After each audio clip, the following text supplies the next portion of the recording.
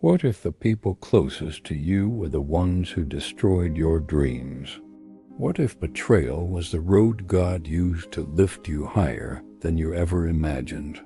This is the powerful, true Bible story of Joseph, a young dreamer sold as a slave, who later ruled a nation. Stay with us to hear how a pit and a prison became the path to a palace. Joseph was only 17 years old when God began to reveal his destiny. He was the beloved son of Jacob, born in his father's old age and deeply cherished. Jacob showed his love openly by giving Joseph a richly decorated coat of many colors. This beautiful gift, however, was not seen as a simple token of love by everyone. For Joseph's 10 older brothers, it was a symbol of favoritism, a daily reminder that they were not the chosen one. That favor, meant to show affection, sparked a dangerous jealousy in their hearts, planting seeds of bitterness that would soon bear terrible fruit. The situation grew even more tense when Joseph began to have powerful dreams. One night he dreamed that he and his brothers were out in the field, binding sheaves of grain. Suddenly his sheaf rose and stood upright, while his brothers' sheaves gathered around and bowed down to it. Not long after, he had another, even grander dream. This time he saw the sun, the moon, and 11 stars bowing down to him. Eager and perhaps a bit naive, Joseph shared these dreams with his family. But instead of inspiring awe or joy, his words fueled the fire of their resentment. His brothers' jealousy turned into outright hatred. They saw his dreams not as messages from God, but as arrogant fantasies of his own superiority. From that moment on, they began to plot against him. The opportunity for their dark plot came one day when Jacob sent Joseph to check on his brothers, who were grazing their flocks miles away. When they saw him approaching from a distance, the beautiful coat making him unmistakable, their hatred boiled over. "Here comes the dreamer," they sneered. "Let's kill him." They conspired to murder their own brother and throw his body into a pit, planning to tell their father a wild animal had devoured him. But the eldest brother, Reuben, had a flicker of conscience. He intervened, suggesting a less permanent solution. "Let's not shed his blood," he said. "Just throw him into this pit here in the wilderness." His secret plan was to come back later and rescue Joseph. So when Joseph arrived, his brothers attacked him. They viciously stripped him of his treasured robe, the very symbol of his father's love, and threw him into an empty, dry well. They then sat down to eat, callously indifferent to their brothers' cries for help. Later that day, as they were eating, they saw a caravan of Ishmaelite traders heading toward Egypt. It was Judah who then had an idea. "What will we gain if we kill our brother and hide his blood?" he asked. "Let's sell him to the Ishmaelites," the brothers agreed. For 20 pieces of silver, they sold Joseph into slavery. They watched as the traders led him away, a lonely figure disappearing over the horizon, bound for a foreign land. Joseph was taken to Egypt, betrayed, abandoned, and seemingly forgotten by everyone he had ever loved. In Egypt, the slave traders sold Joseph to Potiphar, the captain of Pharaoh's guard.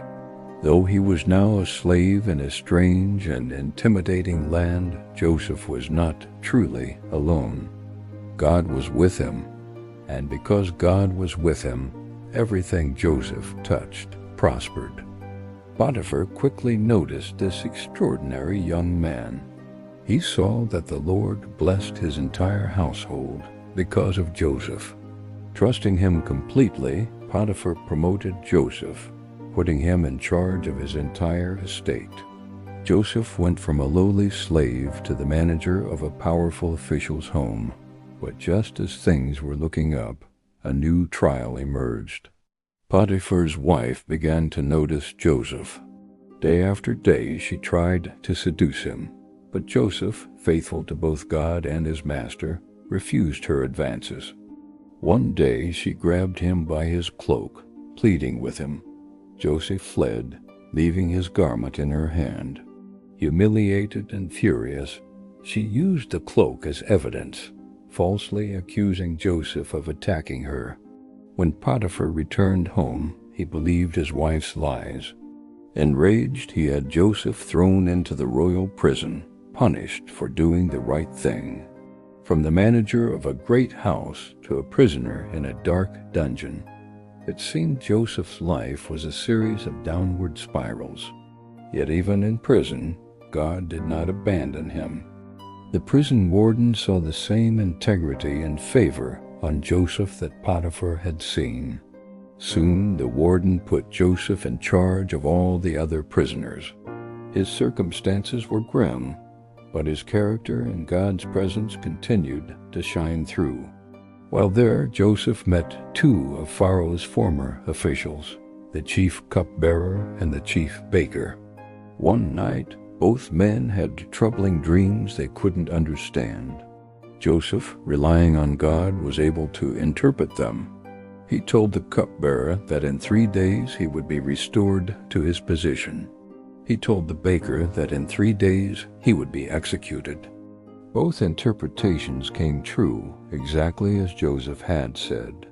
Before the cupbearer left, Joseph pleaded, "Remember me when you are restored and mention me to Pharaoh, so I can get out of this place." But once he was back in the palace, the cupbearer forgot all about Joseph. 2 more long, silent years passed by in the prison. Then God's perfect timing was finally revealed.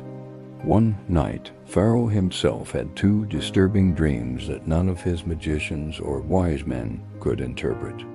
He dreamed of 7 fat cows being devoured by 7 skinny cows, and 7 healthy heads of grain being swallowed by 7 thin heads. The whole kingdom was in turmoil. It was only then that the cupbearer suddenly remembered the young Hebrew man in prison who had so accurately interpreted his own dream. Joseph was immediately summoned from the dungeon, cleaned up and brought before the most powerful man in the world. Joseph stood with quiet confidence. He told Pharaoh, "I cannot do it, but God will give Pharaoh the answer he desires." He then explained that the dreams were a message from God.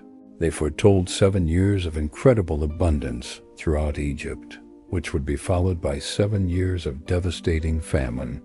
But Joseph didn't stop there. He offered a wise plan. Pharaoh should appoint a discerning man to collect and store grain during the plentiful years to prepare for the lean years. Pharaoh was so impressed by Joseph's wisdom and the Spirit of God in him that he made an astonishing decision. "Since God has made all this known to you," Pharaoh declared, "there is no one so discerning and wise as you. You shall be in charge of my palace, and all my people are to submit to your orders. Only with respect to the throne will I be greater than you." In a single day, Joseph was transformed from a forgotten prisoner to the prime minister of Egypt, the second most powerful ruler in the known world. He was 30 years old. Just as he had prophesied, 7 years of great abundance came, and Joseph managed the storage of massive amounts of grain. Then the famine struck, not just in Egypt, but across the entire region. People came from all the surrounding lands to Egypt to buy food, because Joseph had prepared so well. Among those who came seeking relief were 10 men from Canaan, Joseph's own brothers. They came and stood before him, the powerful Egyptian ruler, and bowed down with their faces to the ground. In that moment, Joseph's childhood dreams were fulfilled right before his eyes. They had no idea they were bowing to the brother they had sold into slavery years ago. He recognized them, but they did not recognize him. Instead of revealing himself immediately, Joseph decided to test his brothers to see if their hearts had changed. He spoke harshly to them, accused them of being spies, and put them through a series of trials that brought them face to face with their past guilt. Finally, seeing their genuine remorse and their love for their youngest brother, Benjamin, Joseph could no longer control his emotions. He sent all his attendants away, and weeping loudly, he revealed his true identity. "I am Joseph," he cried. "Is my father still alive?" His brothers were terrified, speechless with shock and fear, but Joseph's heart was not filled with revenge. It was filled with grace. He told them, "Do not be distressed and do not be angry with yourselves for selling me here, because it was to save lives that God sent me ahead of you." In one of the most powerful statements of faith in the entire Bible, he said, "You intended to harm me, but God intended it for good." Joseph chose forgiveness over bitterness. He saved his entire family from the famine, bringing them all to live with him in Egypt. Jacob was reunited with his long-lost son, and the family was restored in peace. The story of Joseph is a powerful reminder that God's plans are far bigger than our problems. Delay is not denial. Betrayal, injustice, hardship, and long years of waiting can all be tools in God's hands to position us for a greater purpose. Joseph's journey from a pit to a prison to a palace shows that no matter how dark your situation looks, no matter how forgotten you feel, God is still at work. He can turn the evil that others mean against you into something for your ultimate good and the good of many others. No matter where you are today, hold on to hope. God has not forgotten you. Thank you for watching. If this story inspired you, please like this video and subscribe to our channel for more content that builds faith and brings hope.